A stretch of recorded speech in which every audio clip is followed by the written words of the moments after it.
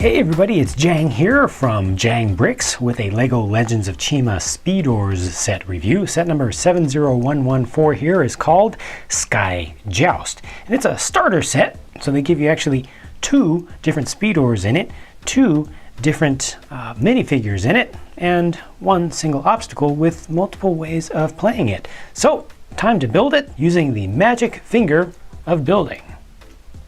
That's not built. Ah! Wait, what about Eris? What? What? No, this is Elvis. I said Eris. Yeah, and I need all the other stuff too. Yes, finally. Thank you. Gosh, stupid finger. No, okay, I'm sorry. Good finger. Please put it back. Thank you. Whew. All right, so here we go. Everything put together. This time we get double the chi for double your fun. So that's different. Kind of makes sense though, having double the minifigs and double the Speedorz. So that's that. Cards, anyone? Just hit pause if you want to see these in detail. The weapons are built in groups like this, with these two being built with Razum and these two being built with Eris, but they should actually be like this, because these are Raven Tribe weapons and these are Eagle Tribe weapons. This one is called a Thug, T-H-U-G-K. You saw it on the cards. And then this is a Jagonk, basically a chain on a stick. On the Eagle side for Eris, you have Excalibur. That's a good one. And then this is basically an Eagle Tribe basic dagger called a Stabiku or Stabiku. I don't know the proper pronunciation for it. Either one will work just fine. But there's one problem with this. According to the card, it should be blue, and they make that part in blue, so why didn't they give us one in blue? Shows it being light bluish gray in the instructions, so that's just a little bit of a miss on consistency there. Here's Razum with his Kleptor Speedor. Pretty decent looking Speedor, appropriate for the Raven Tribe with it's got kind of riveted metal plates on the side. I think that looks pretty good with the dark red color.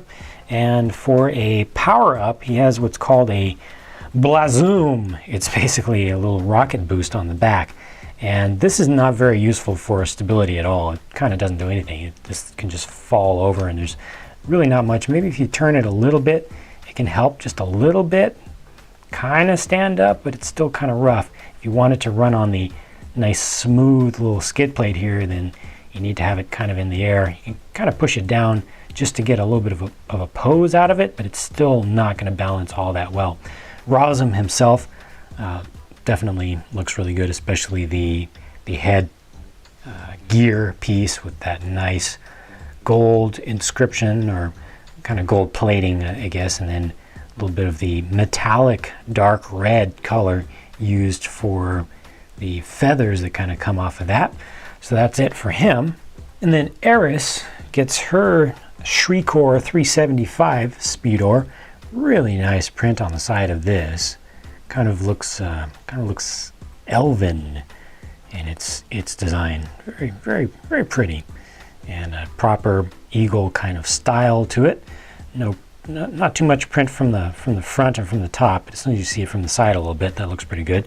And then she also has, of course, a power up on there. This one's called a Bata Boost, and it's a chi powered kind of a boost system, and this one does keep it in a very nice position for posing or just keeping it, in storage. It just stays like that, so that's good.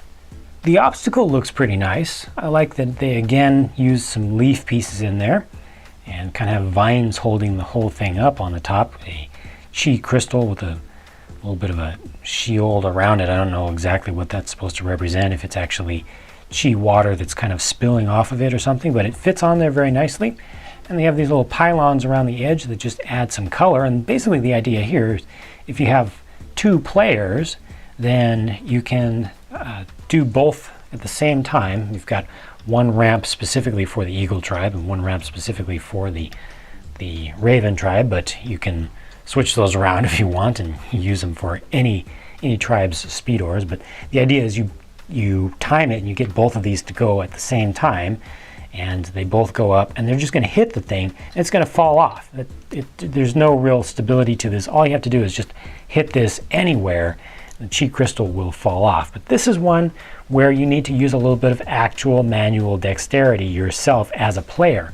Both players, after the crystal gets knocked off, both players are going to have to try to grab it quickly, see which direction it's going, and then grab it. So whoever grabs it is the one who actually wins that particular round. And that's just one way of playing this. And it's kind of like a top, you know. It kind of balances, and I think you can spin it a little bit. Maybe on a harder surface you can spin it.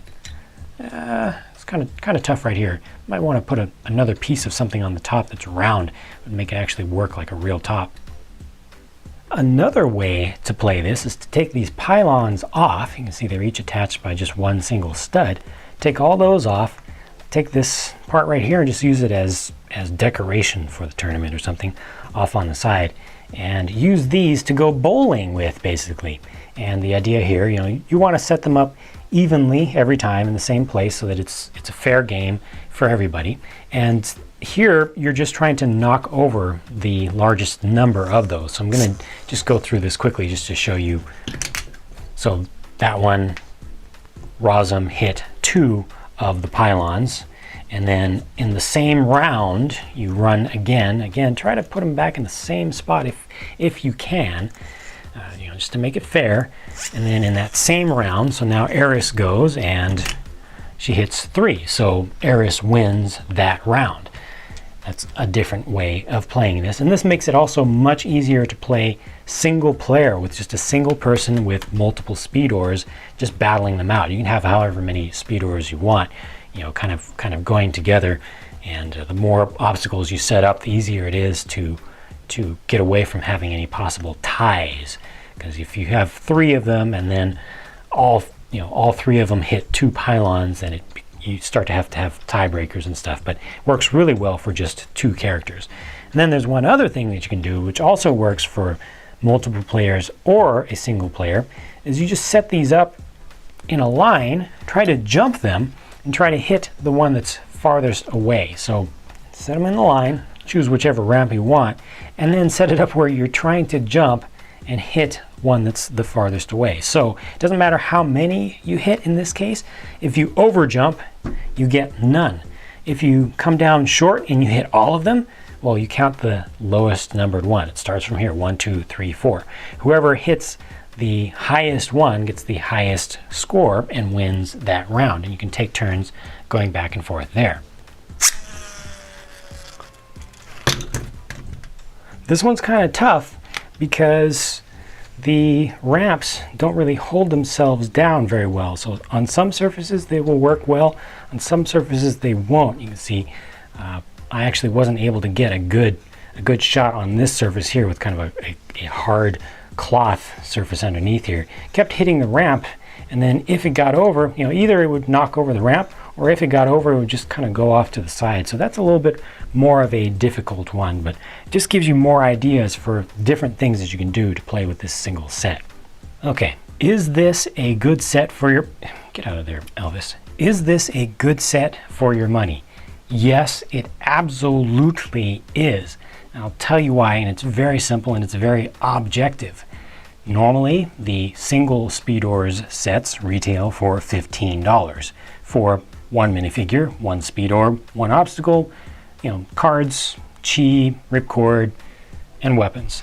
This here retails for $20 at the Lego store, and you get 2 Speedorz and 2 minifigs, twice the weapons, twice the chi, cards for both, 2 ripcords, and in this case also an obstacle or set of obstacle pieces that can be used in multiple different ways, including both multiple player and single player variants of different games.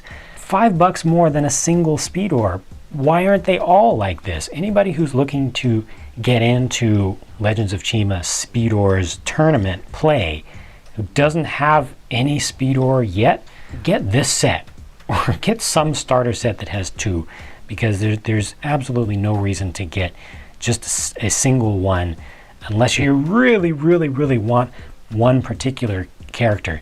These are just such a great deal to get so much for just $5 more than the cost of a single one, to me it's a no-brainer.